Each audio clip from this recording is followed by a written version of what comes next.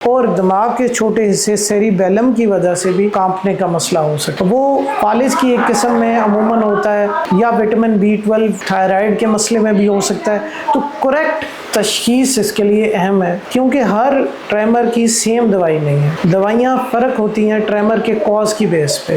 اسی لیے اگر آپ کو کانپنے کا مسئلہ ہے تو پہلے یہ ایڈریس کروانا ضروری ہے کہ یہ کانپنے کا مسئلہ کیوں ہے۔ اس کے لیے ہمارے پاس کئی ٹیسٹ ہیں، آرشمیدس اسپائرل بنواتے ہیں ہم مریض سے، جس سے یہ واضح ہو جاتا ہے یہ کون سے ٹائپ آف ٹریمر ہے۔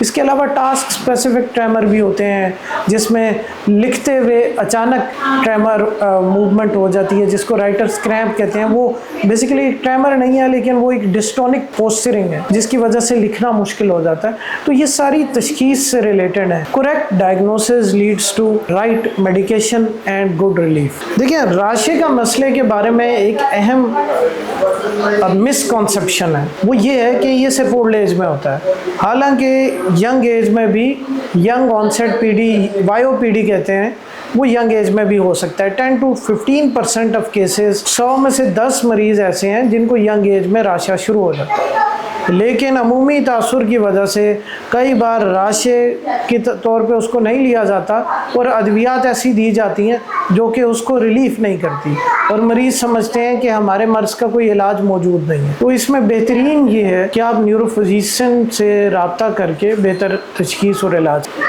سر درد ایک ایسا مسئلہ ہے جو مائیگرین خصوصی طور پہ which is the second leading cause of disability worldwide. تو it is so common کہ around more than 1 billion، 1 ارب لوگوں سے زیادہ مائیگرین کے مسئلے سے ڈیل کرتے ہیں۔ مائیگرین از ویری کامن، اسی لیے اس کی اویئرنیس سب سے زیادہ ضروری ہے۔ ایسا سر درد جو بہت شدید ہو، عموماً ایک سائیڈ پہ ہو، روشنی یا شور سے دقت محسوس ہو، متلی الٹی یا دل خراب ہونے کی کیفیت موجود ہو، اور اس سے پہلے آپ کو تھوڑا سا اندازہ ہونا شروع ہو جائے کہ میری طبیعت خراب ہونے لگی ہے، تو یہ ایک ٹپیکل فائنڈنگز ہے مائیگرین کے لیے۔ مائیگرین کے لیے اکثر مریض ایسا کرتے ہیں کہ دوائی کی گولی لے لیتے ہیں، درد کی گولی لے لیتے ہیں جب درد ہو، اور اس کے علاوہ کوئی ٹریٹمنٹ نہیں لیتے۔ یہ بالکل خراب۔ اس کے علاوہ میڈیکیشن اوور یوز ہیڈیک ہو سکتی ہے، یعنی جو کہ مائیگرین سے بھی زیادہ شدید بن جاتا ہے۔ تو اس لیے آپ کو پریونٹیو میڈیسن لینی چاہیے جو کہ مائیگرین کو پریونٹ کر سکے۔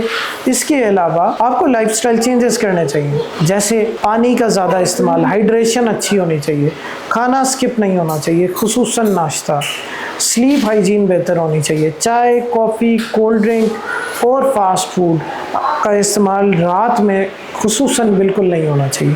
High carbs lead to disturb sleep at night. تو سلیپ ہائیجین بھی بہتر ہوگی، اس سے آپ کی ڈائٹ بھی بہتر ہوگی، that will lead to a good migraine relief. اس کے لیے ہم عموماً ہیڈیک ڈائری بھی بنانے کو ایڈوائز کرتے ہیں۔ تو ہیڈیک ڈائری کے ساتھ آپ اپنے نیورو فزیشین کو وزٹ کریں تو بہتر ٹریٹمنٹ ہو سکتی ہے۔ سر ہیڈیک ڈائری کو ذرا ایکسپلین کر دیں۔ ہیڈیک ڈائری ایک ایسی سمپل سی ایک چیز ہے جو آپ اپنے کیلنڈر سے بنا سکتے ہیں۔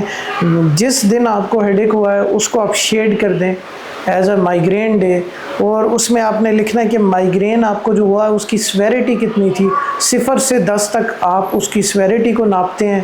10 کا مطلب انتہائی شدید، 0 کا مطلب کوئی درد نہیں۔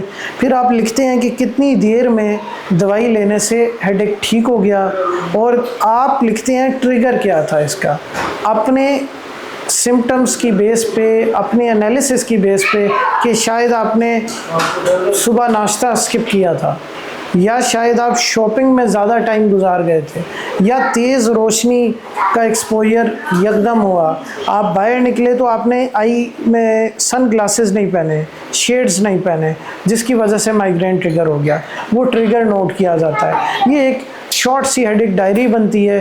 بیسک اس کا ایم ٹریگر آئیڈینٹیفیکیشن اور مائیگرین کی سویریٹی، فریکوینسی، انٹینسٹی، اس کو آبزرو کرنا ہے تاکہ ہم کلینکلی ڈیٹا ریکارڈ کر سکیں اور اس میں بہتری کو بھی ریکارڈ کر سکیں، ٹریگرز کو آئیڈینٹیفائی کر کے پریونٹ کر سکیں۔